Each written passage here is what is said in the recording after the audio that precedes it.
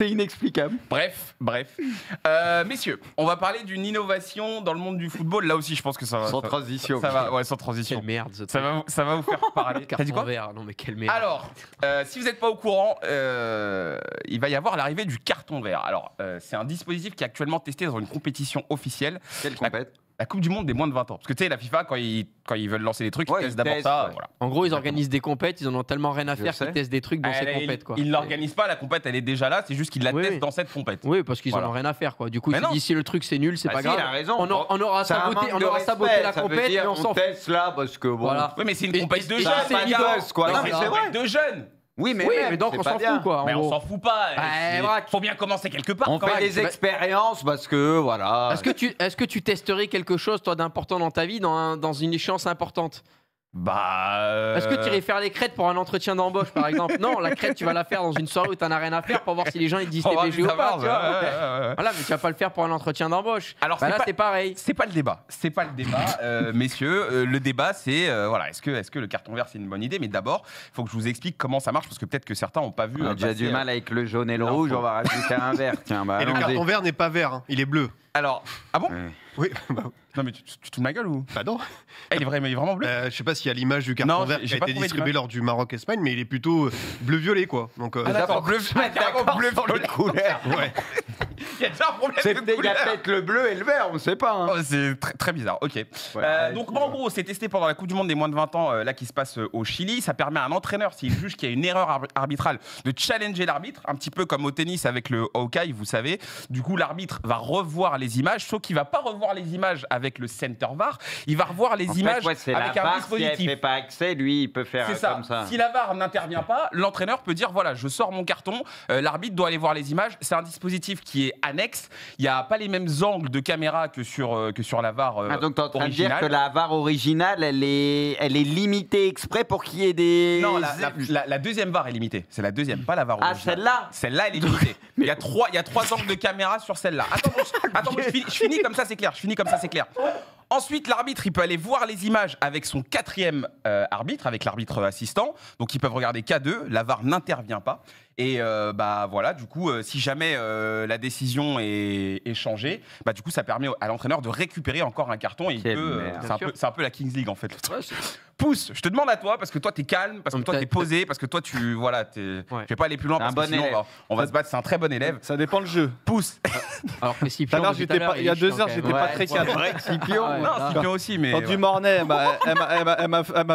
je vais pas dire le mot, mais quand du Mornay, elle m'a fait très mal là, dans ma surface de réparation. Aujourd'hui dans la surface de réparation, elle m'a pas réparé. Je vais voir Pipion. J'étais pas calme à ce moment-là. Non, t'es pour ou t'es contre cette idée, toi? Moi, j'aime bien l'idée. Je suis honnête avec toi. En fait, moi, mais il faut l'être. Après, voilà, on utilise des termes, carton, vert, d'une couleur, tout ce que tu veux, mais le fait que les coachs aient la possibilité de challenger, je trouve ça bien pour 2 raisons. Parce que déjà, je trouve que la VAR nous sort, on en parlera quand on va parler de Ligue 1 et d'autres. La VAR nous sort des espèces de non-décisions, de décisions des fois que tu as du mal à comprendre. Et aussi, ça permettra de calmer les coachs qui, écoute, t'es pas content, t'as un joker. Et si tu t'es trompé, c'est que t'avais pas trop de raisons d'être content, de pas être content. Donc du coup, moi j'aime bien cette idée pour ces deux choses. Toi, Pousse, ça te plaît, Bruce? J'ai l'impression que toi, t'étais pas trop... Catastrophique. J'entends ce que dit Yous. On t'a pas dit de résumer en un mot, Bruce. On t'a demandé ton avis. J'entends ce que dit Yous, mais si l'arbitre, il voit le truc et il change pas d'avis, ça va changer quoi? Et justement, ça va pas apaiser la colère du. Ah oui. S'il décide de pas changer sa décision, ça va pas apaiser la colère du coach ou de qui tu veux. Mais peut-être qu'il y a un. Mais c'est des incompétents. Il y a de l'incompétence à la VAR, il y a de l'incompétence au niveau de l'arbitrage. Il y a des joueurs sur le terrain des fois, ils sont pas au niveau, ils sont éclatés. C'est comme dans la vie de tous les jours. Il y a des gens qui sont plus compétents que d'autres. C'est pareil à ce niveau-là. Revoyons certains arbitres. Il y en a qui sont pas au niveau, faut les changer. Revoyons tout ça. C'est un truc qui va changer l'arbitrage mondial. On parle pas que de la France. Mais si tu as des incompétents, ils ont déjà du mal avec 2 cartons pour certains. Rajoute-leur des règles, même avec 10 images, 10 caméras, ils ont du mal. Là, tu vas leur mettre que 3 caméras, ils vont faire de la merde jusqu'au bout. S'ils sont pas bons, ils sont pas bons. Mais je comprends pas. Ça changera quoi moi, je comprends pas cet argument, Kanto. Parce Mais que ça changera quoi de rajouter des cartons? On n'arrive déjà pas à régler. Sur l'arbitrage, on s'en plaint tous les matchs, tous les machins. On va encore rajouter des trucs. Mais ça va être pire, c'est justement, factuel. l'idée, c'est d'essayer de rechercher des solutions et de donner peut-être un pouvoir à l'entraîneur, de donner à l'entraîneur une manière de s'exprimer et de ça pouvoir va changer quoi? intervenir. Mais le si mec, il va pas changer son avis spécialement. S'il a vu. Bruce, là, dans Des le fois, match, ils sont à 2 mètres de l'action, Braque. quand Cyprien il en a parlé, dans le match Maroc-Espagne, l'entraîneur il sort son carton, l'arbitre il change de décision. En gros, il y avait un penalty pour du l'Espagne. L'entraîneur marocain a sorti son carton et il a dit voilà, est-ce que vous pouvez vérifier? En gros, c'était une simulation d'un attaquant espagnol, donc pas de Mais là, penalty jaune. ce que vous dites, c'est comme la VAR. Il y a des cas de figure où ça va aider. Et il y a des cas de figure où ça va être là. Donc ce que tu dis, c'est que ça va pas changer. On a de l'incompréhension globalement. tous les week-ends avec la VAR. La VAR, comme tu as dit, il y a 150 caméras, 150 trucs, ils sont à 50 là-dedans. On a de l'incompréhension tous les week-ends. Avec un truc comme ça, avec moins de caméras, le truc machin, est-ce qu'on aura de l'incompréhension? Là, pour moi, c'est factuel, on aura encore de l'incompréhension. D'accord, donc encore Pour plus moi, le d'incompréhension. problème de base, déjà, ça pourrait être bien. Enfin, ça pourrait être bien, je suis pas pour. Mais je pourrais l'entendre si on avait des personnes compétentes. Ok. Je me dirais au moins, il y a pour toi, ça, il y a un problème de ça, compétence. Il y a un problème de compétence générale et même sur les règles. Je mets même pas toujours sur le dos des arbitres. Il y a un problème de règles. Il y a un flou sur les mains, les trucs, les machins. C'est pour ça que personne ne comprend rien. Même les arbitres, je pense qu'il y a un flou aussi. Faudrait mettre carte sur table une bonne fois pour toutes. Bon, ça n'arrivera jamais, ça. Bah oui, ça arrivera pas. Parce que ce flou, il avantage certaines équipes, les instances pour avantager certaines équipes, et ainsi de suite. C'est comme ça depuis la nuit des temps. Voilà pourquoi ils veulent pas régler ces problèmes. On a entendu, ok. Cyprien, t'allais dire. Bah, du coup, si on met ça en place, c'est qu'on reconnaît que la VAR ne corrige pas toutes les erreurs et les injustices. C'est-à-dire qu'on se dit, on a un système qui est quand même imparfait, puisqu'on donne la possibilité aux entraîneurs de dire aux arbitres, allez voir ça. C'est-à-dire qu'il y a une communication qui n'a pas marché sur le premier coup, avant qu'ils sifflent, enfin qu'ils reviennent sur le penalty. Autre chose, j'ai quand même peur que certains entraîneurs, petits malins, s'en servent pour en abusent en fin de match. Ils sortent des cartons pour rien. Genre quoi, pour casser le rythme Ouais, ou casser le rythme. ouais. Bah, je peux te dire que le Retafe de Bordala, ils sont contents. Là, ils vont envoyer des cartons à toute fin de match en disant Non, mais c'est limité, hein. C'est limité, attention. Non, mais il y en a deux. Mais Il y en a tu dis, deux. tu gardes ça et tu lui allais Oui, ils peuvent 85e. l'utiliser n'importe comment, juste même s'il n'y a 85e, pas de 90e. Donc à quel moment, tu vois, ça vous peut êtes être tordus, aussi. les gars, Non, quand mais même. tordu, mais il y en a qui Mais des donc, petits il peut malins. le sortir même s'il n'y a rien. Il peut dire, Mais j'ai dire- vu quelque chose. C'est selon les situations VAR. En gros, carton rouge, penalty, hors-jeu et. Lui, il peut dire, il donne des consignes à son joueur avant. S'il y a un contact, c'est juste avant des fois quand ouais, t'as t'es des arrêts. tellement tordu. Sur un contact, tu te laisses tomber. Tellement tordu. Tu te laisses Mais non, tomber. mais il a pas J'utilise de mon tort. truc à la fin du Si match, t'es une équipe comme il avec dit, beaucoup de pour vis, hacher. Bah tu oui. fais ça. Tu dis, regardez, il y a un de mes joueurs qui Lui, il va part dire quoi? Il va dire, j'ai vu un contact au Et loin, après, il mon dit- joueur est tombé. Après, il Bah, dit au pire, voilà. tu prends simulation carton jaune. Mais c'est bon, le match continue à 11. J'ai pas entendu Kanto depuis le début. Je sais que t'as bien réfléchi, Kanto, là. Dis-nous, toi, ce que t'en penses. Mais je sais que t'es plutôt du côté de Bruce. Dans l'ensemble, je suis partagé parce que. Ah, on a évolué. Non, mais je suis très partagé. Parce que... dit, il Ouais, c'est ça, c'est ça. Non, mais c'est vrai que la VAR, c'était de base quand même le système de la perfection. Pourquoi? Parce que ça veut dire que Pensez. toutes les situations sont checkées, que ce soit des mains, des pénaltys, des cartons rouges, erreurs manifestes, bref, tous ces termes un peu barbares qu'on entend et qui ne sont pas appliqués tous les week-ends. Mais toutes les situations de VAR et toutes les situations litigieuses étaient censées être corrigées ou à minima observées par la VAR. Le problème étant pourquoi cette VAR finalement est contestable? Parce que les gens qui prennent des décisions par rapport à la VAR sont nuls. Merci. Quentin. Il est là le vrai problème. Et c'est pour ça que le système de la VAR, lui, est parfait. Parce qu'à partir du moment où tu gères et tu regardes toutes les situations, il ne peut pas, sur le principe, y avoir d'erreurs. Pourquoi il y a des erreurs? Parce que l'incompétence est de rigueur et que du coup, forcément, quand les gens de la VAR se trompent et te disent, je sais pas, si on prend un petit exemple qu'on pourrait... non mais Je sais voilà, on prend un exemple qu'on pourrait inventer, ça glisse, tu vois, Ça par glisse. exemple, quand tu as une personne comme ça qui dans la J'aime bien, VAR moi. te dit ça glisse, et bien forcément c'est une erreur de la VAR qui va entraîner peut-être une erreur de l'arbitre central qui du coup aura peut-être pris une mauvaise décision, et finalement on va dire la VAR c'est bidon, alors que la VAR non, de base c'est pas bidon. Pourquoi?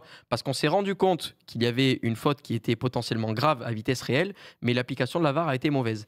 Là où il va y avoir un avantage justement par rapport à ces cartons, c'est que là, Vert. l'arbitre va travailler, carton Ou vert, bleu. c'est que l'arbitre va travailler avec un opérateur vidéo et Indépendant.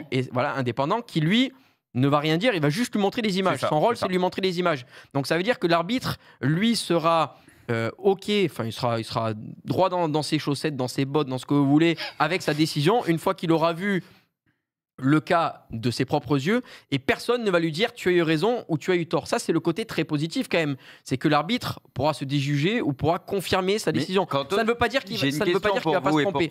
Est-ce que tu penses pas, tu sais, si la VAR fait appel à lui, en mode il va se déjuger plus facilement? C'est l'influence mentalement que si l'entraîneur l'envoie. Est-ce que vous pensez pas que dans sa tête, je sais pas si vous voyez ce que je veux dire. Parce que les entraîneurs deviennent partie prenante. Est-ce qu'en fait il prendrait la même décision, le gars, en voyant les mêmes images, c'était la VAR qui fait appel à lui ou le coach même là ça, où je te rejoins, oui, c'est que la VAR, pourquoi les arbitres ont tendance à écouter la VAR? Bon, déjà par rapport à des consignes, parce qu'ils sont deux, parce que c'est des collègues, parce qu'il y a plein de raisons qui font qu'ils ont tendance à écouter la VAR plus qu'à se déjuger de leur situation face à des protestations de l'entraîneur. Moi, ce qui m'inquiète juste un peu par rapport au rythme du match, c'est qu'on sait que c'est quelque chose d'ancré maintenant dans le football moderne. La VAR, dès que quelqu'un tombe par terre, dès qu'il sent un coup au niveau du tibia ou qu'il y a un choc dans la surface de réparation, la personne, même si elle n'est pas blessée, elle va rester à terre pendant un moment pour que l'arbitre ou que les arbitres VAR aient bien le temps de checker. Le problème, c'est que là, avec ce carton vert, ça veut dire que maintenant, avant que le jeu ne reprenne, les joueurs vont devoir rester par terre pendant un moment, au moindre contact, pour que leur entraîneur ou le staff de leur équipe puisse avoir sur leurs petits écrans vidéo que eux vont avoir la retransmission de leur match, qu'ils puissent avoir les ralentis, pour savoir si l'entraîneur, lui, va estimer, après avoir vu les ralentis, est-ce que ça vaut le coup que je sorte mon carton ou est-ce que ça ne vaut pas le coup que je ne sorte pas mon carton. Donc en fait, la finalité dans tout ça, et moi ce qui m'inquiète, c'est que ça va casser encore plus le rythme du jeu parce que les joueurs vont avoir pour consigne systématiquement, après le moindre choc, de rester à terre pour que l'entraîneur, pour que le staff de l'équipe vienne checker parfaitement la situation, sauf que les images, ils ne les ont pas en direct. Ils vont devoir attendre un petit peu avant d'avoir les images, ils vont devoir attendre un petit peu avant de voir les plusieurs ralentis, ils vont devoir attendre encore une fois le temps d'avoir plusieurs angles. Et tout ça, ça va venir tuer le rythme complet du match à chaque fois et de manière systématique, qu'il y ait carton ou pas. Donc c'est les petites dérives, moi, de tout ça qui peuvent éventuellement me refroidir par rapport à ce carton. Mais carton vert pas adopté, en tout cas sur le plateau. T'as adopté? Moi, j'aime bien l'idée. Toi, t'aimes bien tout ce qui est nouveau. Mais alors oui, moi, je suis pour le progrès. Et en fait, j'ai envie de voir l'application du truc, voir si c'est viable, voir si, comme il dit, ça casse pas un petit peu le rythme des matchs. Parce que je trouve que, par exemple, le Hawkeye au tennis, c'est une super chose. Tu challenges. Mais c'était tellement bien. C'est tellement bien le challenge au tennis.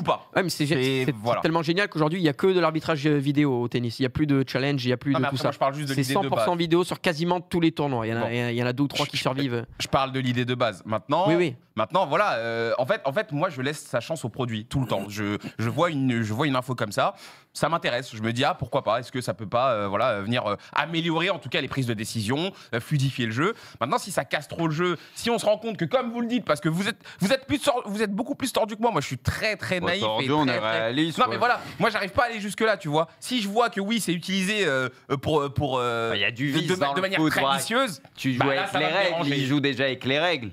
Quand il y a eu les mains sifflées à tout va au début et tout, crois-moi qu'ils ont travaillé ça à l'entraînement pour viser les mains et tout. C'est logique, tu peux pas leur en vouloir. C'est ouf. Avant, on te disait vas-y, tire, ça peut toucher une main. Avant, quand il n'y avait pas de vidéo et tout, laisse-toi tomber dans la surface. Ravanelli et toute la clique, les attaquants, le moins de contact, c'est normal, tu peux pas leur en vouloir. C'est le vice. Non, mais Gilardino. Si ça ajoute du vice, évidemment, moi ça va me déranger. Bon, ok.